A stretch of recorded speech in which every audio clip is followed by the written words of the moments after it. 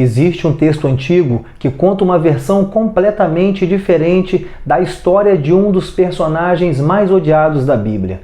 Um manuscrito enterrado no deserto do Egito, escondido por quase 2000 anos, que afirma que Judas não foi um traidor, mas alguém que entendeu Jesus melhor do que todos os outros discípulos. Hoje você vai conhecer o Evangelho de Judas, um texto proibido que desafia tudo o que aprendemos sobre traição, fé e verdade. Então já aproxima sua lupa, porque essa história muda completamente a nossa perspectiva.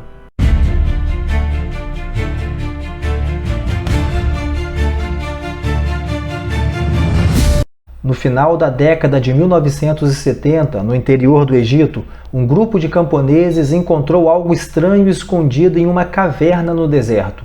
Não era ouro, não eram joias, era um códice antigo, um conjunto de páginas encadernadas escrito em copta, uma língua usada pelos primeiros cristãos do Egito.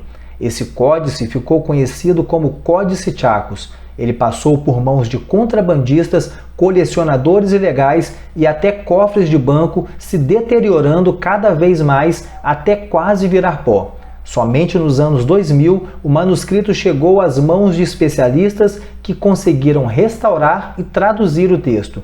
E foi aí que veio o choque. Entre aqueles escritos estava algo chamado o Evangelho de Judas. Antes de tudo, é importante deixar algo muito claro. O Evangelho de Judas não faz parte da Bíblia. Ele é considerado um texto apócrifo, ou seja, um evangelho que ficou de fora do cânon oficial. Os estudiosos acreditam que ele foi escrito entre os séculos 1 e 2 depois de Cristo, muito tempo depois da morte de Jesus e dos apóstolos. Porém, o mais importante não é quando ele foi escrito, e sim quem o escreveu e com qual intenção. Esse evangelho está ligado ao gnosticismo, um movimento religioso que acreditava que o mundo material era uma prisão e que apenas um conhecimento secreto, que eles chamavam de gnose, poderia libertar a alma. Segundo os evangelhos que constam na Bíblia, Judas é o traidor de Jesus. E é aqui que o Evangelho de Judas começa a causar desconforto. Nele, Judas não é apresentado como um vilão, mas como alguém especial. Segundo o texto, Jesus conversa com Judas em particular, longe de outros discípulos, e revela a eles segredos que ninguém mais poderia compreender. Afasta-te dos outros, e eu te contarei os mistérios do reino. Em outro momento, Jesus chega a rir dos outros discípulos, dizendo que eles não entendem quem ele realmente é. Nenhum deles me conhece. No Evangelho de Judas, a entrega de Jesus não é uma traição motivada por dinheiro, é uma missão. Tu sacrificarás o homem que me reveste. Ou seja, segundo esse texto, Judas ajudaria Jesus a se libertar do corpo físico, algo essencial dentro da visão gnóstica. Então isso significa que a Bíblia está errada? Aqui é onde muita gente se empolga e é exatamente aqui que precisamos colocar os pés no chão.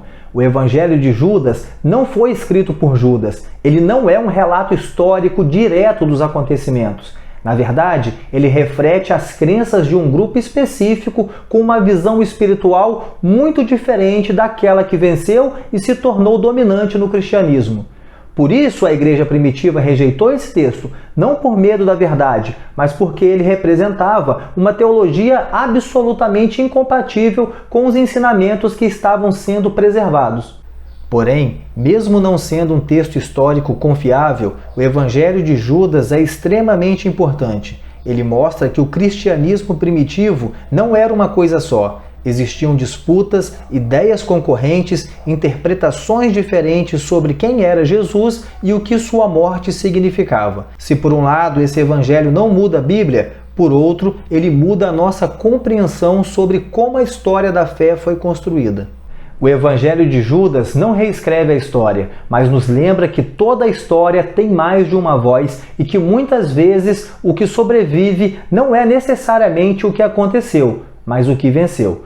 Mas agora eu quero saber de você. Você acha que Judas foi injustiçado pela história? Ou esse evangelho é apenas uma tentativa tardia de reescrever os fatos? Comenta aqui embaixo porque eu leio tudo e respondo todo mundo. Não esquece de deixar o like e de se inscrever no canal. E lembre-se, a história sempre pode mudar. Basta ter uma lupa e saber para onde apontar. Até o próximo vídeo.